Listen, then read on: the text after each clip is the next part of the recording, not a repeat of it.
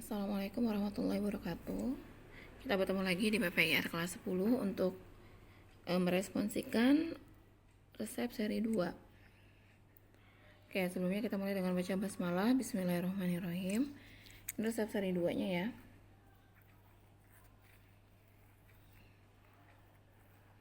Oke, sudah dilihat.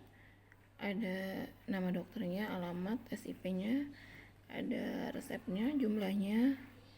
Yang berbeda di sini laktosumnya ada AT dan mesofakulfnya DTD numero 15. Ada DTD-nya di sini. Oke. Nah, di sini kita lihat dulu untuk resep seri 2-nya. Ya. Ada singkatan Latinnya. Di sini yang baru aja ya Ibu bahas, ada AT. AT itu artinya sampai. Mesophag pulverus artinya campur dan buatlah serbuk terbagi. DTD itu datalis dosis, artinya berikan dalam dosis demikian. Jadi dalam hal ini jumlah zat aktif itu dikali sebanyak numeronya. Misalnya di resep ini kan 15, berarti nanti semua zat aktifnya dikali 15. Ya. Untuk signanya adalah baru nih S DDP1 Signa Semel Didie Uno. Tandailah 1 kali sehari 1 bungkus. Nah, untuk membuat jurnal resepnya itu kita bisa masuk, yang pertama adalah kelengkapan resep, yang kedua komposisi, yang ketiga perhitungan bahan obat, yang keempat penimbangan bahan obat, kelima teknik pembuatan, yang keenam penyerahan. Masih sama seperti yang kemarin ya, cuman bedanya di resepnya saja. Di sini kita lihat untuk jurnal praktikum resepnya seperti ini. Kita bikin dulu resepnya. Ini kok nama dokternya beda Bu sama yang tadi, nggak apa-apa, pakai aja salah satunya ya. Boleh lihat yang ada di jurnal ini. Nah, di sini ada kakak kelas kalian ini. Di sini ya, jangan pakai warna merah. Jadi di sini ini nggak ada ya sebenarnya, jadi Ibu hapus saja. Kita lihat di sini, pertama yang harus kita perhatikan adalah kelengkapan resepnya. Apakah resepnya sudah lengkap atau belum? Tuh. Kita lihat di sini nama dokter, tempat dokternya sudah ada, SIP-nya sudah ada. Ya, tempat tanggal penulisan resep sudah ada, terus nama obatnya, jumlah sudah ada. Oke. Nah, DTD nomor 15 itu ya. Untuk kelengkapan resepnya kita lihat di sini, kita checklist aja satu-satu. Nama, alamat, dan izin praktek dokter ada. Tempat dan tanggal pembuatan resep ada. Tanda resip ada, nama, jumlah, dan cara pembuatan obat ada. Yang ini ya. Ini segini nih. Aturan pakainya ada, yang signa, paraf atau tanda tangan dokter penulis resep ini tidak ada nih. Nama, umur, dan alamat pasien ada. Berarti yang nggak ada apa? Ya, paraf dokter. Maka kamu di sini bisa usul. Ya, usulnya di sini kamu tulis. Usulnya apa? Yang nggak ada. Ya, yang nggak ada adalah paraf dokter. Kamu usulkan, Ibu, resep tidak lengkap, saya usul paraf dokter. Maka nanti sama pengawasnya dikasih paraf dokter di sini. Nah, sekarang resep kalian sudah lengkap. Untuk perhitungan bahan obat bisa dilihat di sini semuanya tadi kan DTD. Kalikan dosisnya sebanyak numeronya. 15, berarti riboflavin jadi 0,15. Tiamin hidrokloridumnya jadi 0,150. Sama ya? Ingat nggak 0,150 berarti berapa miligram? Untuk kita ambil timbangannya. Dari gram ke miligram tinggal dikali 1000. Ingat. Berarti kalau 0,15 gram mau dijadikan miligram, 0,15 dikali 1000. Jadi ini 150 miligram. Ini juga 150 miligram. Laktosum sampai 0,5 dikali 15 artinya sampai 7,5. Artinya ada sampai dan tidak sampai itu berbeda ya. Kalau misalnya laktosum 0,5 nggak ada atnya. Berarti ngitungnya 0,5 kali 15 yaitu 7,5. Udah timbang aja 7,5. Tapi kalau ini kan tidak ada atnya, sampai laktosum sampai 7,5. Berarti tambahkan laktosumnya sampai bobot dia bertiga ini 7,5. Makanya lihat deh, di sini 7,5 dikurang zat yang keduanya ini, zat aktif yang sebelumnya 0,15, 0,15. Jadiin gram dulu ya. 7,5 kan satuannya gram. Ketemu deh laktosum itu ditimbangnya 7,2. Kalau riboflavin dan tiamin ini adalah zat aktif, kalau laktosum ini adalah zat tambahan. Serbuk, gula, susu yang rasanya manis biasanya ditambahkan untuk pembuatan puyer untuk mengurangi rasa pahit dari zat aktifnya. Ya, nanti kalian coba ingat-ingat 7,2 ini pakai anak timbangan berapa? 7,2 gram pakai anak timbangan berapa? Ya benar, 5 gram, 2 gram, dan 200 miligram. Oke. Ini ada penjelasannya, nanti bisa kalian baca dulu. Nah, masalah tadi laktosum at 0,5, artinya itu laktosumnya sampai 0,5 gram. Gitu ya. Jadi ini penjelasan dari perhitungan di atas. Kalau di resep ada DTD numero 15, artinya data list dosis semua dikali 15. Gitu. Jadi termasuk laktosum juga dikali 15. Maka berbeda, ada at 7,5 dengan 7,5 saja. Jadi kalau ada at 7,5 artinya timbang laktosum sampai seluruh serbuk tersebut jumlahnya 7,5. Makanya di atas laktosum yang ditimbang itu bukan 7,5 tetapi 7,5 dikurang jumlah zat aktif lainnya. Contohnya begini, di sini Ibu sudah gambarkan ada dua perumpamaan ya. Contoh yang pertama, kalau di resep 1 zat A-nya 2 gram. Zat B-nya 1 gram. Ya. Sama di resep 2 juga zat A-nya 2 gram. Zat B-nya 1 gram. Bedanya apa? Bedanya cuma di laktosumnya. Di contoh resep 1 laktosumnya itu 5 gram. Contohnya 5 gram. Nah, di sini berarti kalau tidak ada apa-apa artinya laktosumnya ditimbangnya 5 gram. Ya sudah, kita tambahkan saja laktosum 5 gram seperti ini. Berarti bobot dia semuanya berapa dia bertiga? 2 tambah 1 tambah 5 berarti 8 gram. Gitu ya. Nah, contoh yang kedua ini zat A-nya sama 2 gram, zat B-nya 1 gram. Tapi laktosumnya ada at 5 gram. Sampai 5 gram. Artinya apa? Artinya laktosumnya dipatok. Laktosum itu jumlahnya ditambah zat A ditambah zat B harus 5 gram. Berarti sekarang kalau laktosumnya kalau jumlah seluruhnya harus 5 gram, berarti berapa laktosumnya? Zat A-nya 2, zat B-nya 1. Berapakah laktosum yang harus ditambahkan biar semuanya jadi jumlahnya 5? Iya benar, 2 gram. Tahu dari mana? 5 dikurang zat A, 2 dikurang zat B, 1. Jadi laktosumnya bukan 5, tetapi laktosumnya 2. Jadi jelas ya, contoh yang 1 dan contoh kedua. Gitu. Jadi kalau laktosum 5 gram ya udah timbang 5 gram. Tapi kalau laktosum at 5 gram berarti kita kurang dulu dengan zat-zat sebelumnya. Gitu. Mudah-mudahan dapat dimengerti. Nah, kita lanjutkan dengan teknik pembagian puyer dalam jumlah ganjil. Kalau di resep kemarin jumlahnya genap 10 gitu ya. Kalau jumlahnya genap kan mudah ya, 10, 12, 14, 16, 20 gitu mudah. Kenapa? Karena tinggal di serbuk yang sudah halus dan homogen tinggal kita timbang, bagi 2 sama banyak di atas timbangan. Nanti masing-masing itu untuk misalnya kalau 10 berarti untuk 5 bagian sama rata secara visual. Ada 2 tadi kan, 5 berarti 10. Nah, sekarang kalau jumlahnya ganjil gimana? Di resep 2 ini kan jumlahnya 15 nih. Gimana caranya? Jadi setelah serbuk digerus sampai halus dan homogen, kita harus menentukan berat rata-rata 1 bungkus puyer. Caranya gimana? Kayak kamu belajar matematika. Kalau nentuin berat rata-rata gimana? Berarti jumlah seluruh serbuknya kita timbang.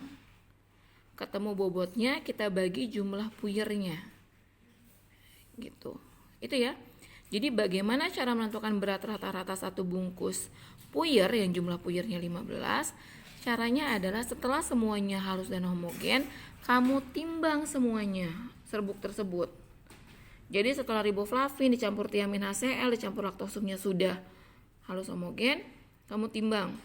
Kalau kita melihat resep, harusnya serbuk kita itu ketiganya itu jumlahnya 7,5 gram. Tahu dari mana Bu? Kan tadi 7,5. Berarti kan artinya berat serbuk kita itu 7,5 gram. Gitu ya, tidak boleh lebih. Kalau kurang gimana? Kalau kurang mungkin. Kenapa? Karena kita gerus, kita mungkin ngambilnya dari lumpang pindahin ke kertas perkamen mungkin tidak sempurna. Kalau kurang mungkin, tapi kalau lebih ya berarti salah penimbangan gitu. Kalaupun kurangnya juga nggak boleh banyak-banyak. Ya, jadi sini contohnya ya, kalau serbuknya kita timbang di sini serbuknya kita letakkan di perkamen yang kanan gitu ya. Lalu anak timbangannya kita siapkan dulu, misalnya kita siapkan 7,5 gram. Berarti anak timbangannya 5 gram, 2 gram, dan 500 mg. Ya, terus kita nyalakan timbangannya. Kalau misalnya serbuk tadi yang sebelah kanan sudah kita letakkan di kanan, kita kasih anak timbangan 7,5 gram. Ternyata lebih berat sebelah kiri. Artinya apa? Artinya serbuk kita nggak nyampe 7,5 gram. Jangan ditambahin karena ini kan udah serbuk obat, bukan nimbang kan. Jadi kita ingin mengetahui bobotnya berapa. Ya sudah, kalau misalnya seperti itu kita kurangi dulu anak timbangannya. Misalnya tadinya 500 mg kan 7,5. Akhirnya kita timbang, kita ganti anak timbangannya jadi 7,4 gram. Kita nyalain lagi timbangannya, ternyata pas.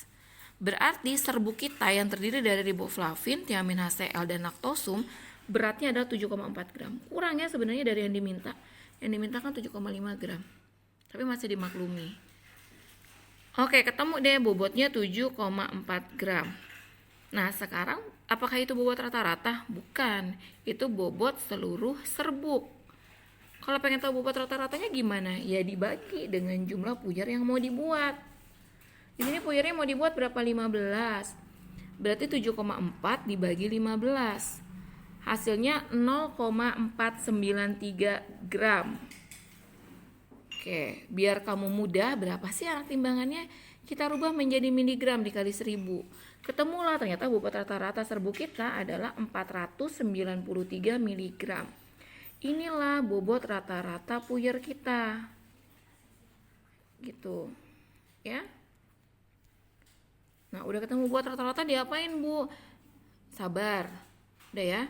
Sekarang kalau sudah serbuk yang tadi sudah kita gerus halus dan homogen dan sudah kita tentukan bobot rata-ratanya, kita ambil sebagian dari serbuk tersebut, kita timbang sesuai dengan bobot rata-rata. Nanti Ibu gambarin. Jadi kita timbang di timbangan miligram, berapa besarnya? Sebesar bobot rata-rata. Kalau sudah kita ACC ke pengawas, namanya juga baru kelas 10 ya, jadi harus sering-sering ACC. Kita ACC, kita lihatin ke pengawas, Ibu, saya sudah menimbang bobot satu bagian serbuk sudah bobot rata-rata 493 mg. Berapa anak timbangannya? Ya berarti 200 mg-nya 2, 50 mg, 20 mg-nya 2, terus 2 mg dan 1 mg. Ya. Kalau kata pengawas, ya sudah pas 493 mg. Kita bungkus satu bagian serbuk itu menjadi puyer. Oke ya, paham ya? Jadi kita sekarang sudah punya satu puyer. Disuruh bikin 15 puyer, kurang berapa? Iya, kurang 14 puyer lagi. Jadi satu puyer itu kita jaga baik-baik, jangan sampai hilang. Ya, kalau hilang berarti kamu salah membuat obatnya, cuman bikin 14. Oke, disuruh bikin 15, puyernya sudah dapat 1. Artinya kenapa sih? Artinya biar satu bagian puyer ini bobotnya nggak beda jauh dengan 14 puyer lain yang nanti kita bagi sama rata bobotnya. Makanya kita pakai bobot rata-rata. Biar nggak ngasal. Biar satu puyer yang kita buat tersendiri ini bobotnya nggak beda sama teman-temannya 14 puyer lain. Oke, udah jadi 1, berarti sisa serbuknya masih banyak kan, ya tadi kita ambil satu bagian. Nah, sisa serbuk itu seperti biasa, kita mau bikin 14 puyer, berarti lakukan seperti kemarin. Kalau kemarin bikin 10, sekarang 14. Jadi kita bagi dulu serbuknya menjadi 2 bagian sama banyak di mana? Ya, di timbangan. Lalu masing-masingnya untuk 7 bagian sama rata kita bagi secara visual ya. Jadi kita bagi dulu 2 bagian sama banyak di timbangan. Udah kan berarti ada 2 serbuk ya. Ada 2 serbuk di 2 kertas perkamen. Kalau sudah kita nyalakan timbangannya dan sudah setara, lalu kita siapkan kertas perkamennya 7 di atas, 7 di bawah. Kanan menumpuk yang kiri, bawah menumpuk yang atas. Sebagian. Ya. Udah 7 atas, 7 bawah sudah disiapkan kertasnya. Nah, kalau sudah deh serbuk yang tadi ada 2 bagian, yang bagian pertama untuk 7 yang atas.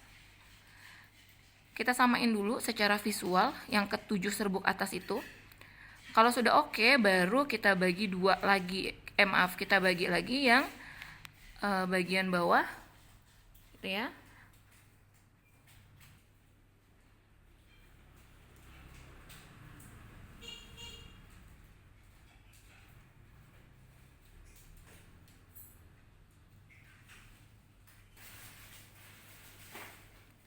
Ya.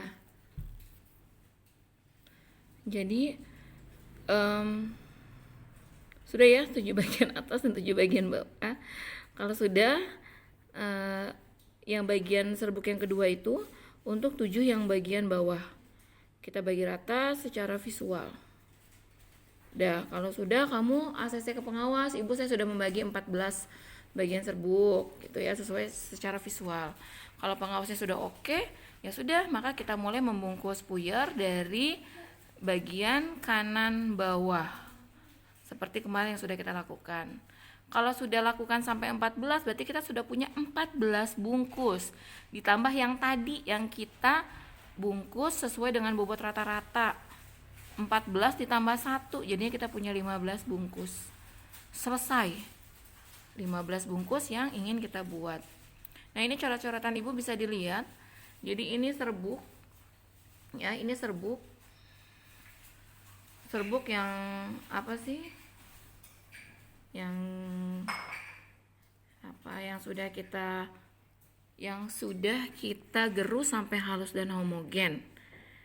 Nah, kalau sudah kita tentukan bobot rata-rata tadi sudah. Ya. Kita timbang ternyata dapatnya tadi 7,4. Dibagi 15 ketemu 493 mg. Nah, dari bagian serbuk ini kita timbang satu bagian di timbangan miligram sesuai bobot rata-rata. Kita timbang deh 493 mg. Lalu kita bungkus. Ya, bungkusnya seperti bungkus puyer.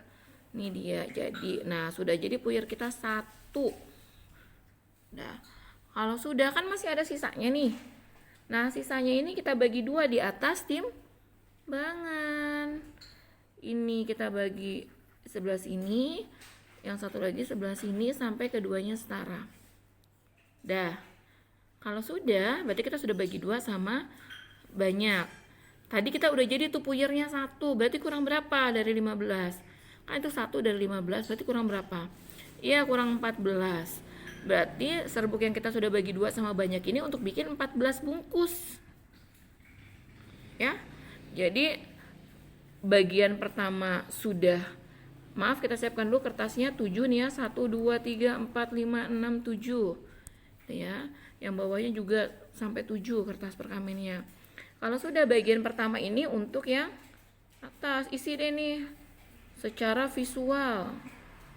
Ya, harus sama. Gitu. Yang bagian kedua ini untuk yang bawah. Udah kalau sudah ACC ke pengawas Ibu saya sudah membagi 14 bungkus gitu kan. Apakah sudah sama banyak secara visual? Ya untuk latihan aja ini nanti kalau kamu sudah bisa ya nggak usah dilihat-lihatin lagi sama pengawas. Pengawasnya percaya aja. Yang penting kamunya jaga kepercayaan, jangan ngasal bikinnya. Udah ya? Kalau sudah berarti sudah jadi 14. Kita bungkus mulai dari kanan bawah terus sampai 14. Jadi kita udah punya 14 puyer nih. Sama yang tadi nih, yang ditimbang rata-rata 1. 1 tambah 14 berapa? 15. Selesai praktikum kita. Bikin 15 puyer yang isinya adalah riboflavinum, thiamin hidrokloridum, dan laktosum. Oke ya. Untuk penimbangannya kita lihat di perhitungan. Jadi kan kotak penimbangan itu kamu sudah tahu tuh waktu di resep 1 ya. 1 kamu udah tahu. Jadi yang ada di penimbangan apa aja? Nomor, nama bahan. Nah, nama bahannya ini nama latin ini. Riboflavinum. Berarti yang timbangannya berapa? 150 mg. Thiamin hidrokloridum nimbangnya berapa? 150 mg. Laktosum nimbangnya berapa? Jangan tulis 7,5 tapi berapa yang ditimbang? 7,2.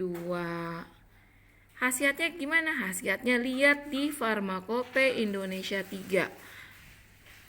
Saya nggak punya Bu, lihat pas kamu praktek Jumat ini. Kamu lihat pas praktek Jumat ini khasiat ketiganya. Itu. Ya. Kalau laktosum zat tambahan. Oke. Kalau sudah nih ya, nanti kalian bisa diulang lagi supaya lebih mengerti. Kalau sudah, nanti silakan ditanyakan. Kalau masih ada yang belum paham, jangan diem saja. Karena diam tidak menyelesaikan masalah. Justru malah menambah masalah. Di lab kamu diem aja bengong saking nggak ngertinya.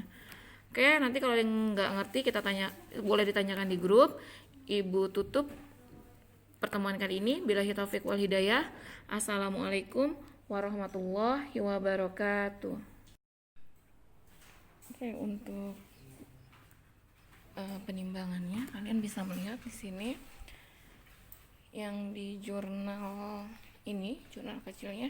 Untuk penimbangannya ada bahan obat TM karena tidak ada obat keras ya, maka semuanya di strip. Nama bahan obatnya pakai nama latin, riboflavinum, thiamin HCl, laktosum. Golongannya semuanya obat bebas BBB. Penimbangannya mengikuti di perhitungan. Jadi riboflavinnya 150 mg, thiamin HCl-nya 150 mg, laktosumnya lihat nih 7,2 ya. Nah, khasiatnya ini kalian lihat di Farmakope Indonesia 3. Ya. Halaman berapa tolong dicatat di sini biar kamu besok-besok nggak lupa. Oke, jadi khasiatnya Farmakope Indonesia 3 halaman sekian sebagai di sini kan riboflavin ini komponen vitamin B kompleks. Nah, B kompleks itu kan banyak. Ada B1, B2, B6, B12. Nah, kamu cari riboflavin ini, dia B berapa, vitamin B berapa. Thiamin hidrokloridum juga antineurotikum dan dia juga vitamin B. Nah, vitamin B berapa? Cari dulu searching di internet artinya apa sih antineurotikum gitu ya. Nah, laktosum itu zat tambahan. Oke. Untuk teknik pembuatannya jangan ditulis kayak gini 1 sampai 4, kurang tepat. Apa? 1, setarakan timbangan. 2, apa? Alasi tumpang dengan serbet. Siapkan alat-alat ya kan. Siapkan alat-alat, setarakan timbangan, alasi mortir dengan serbet, timbang bahan obat.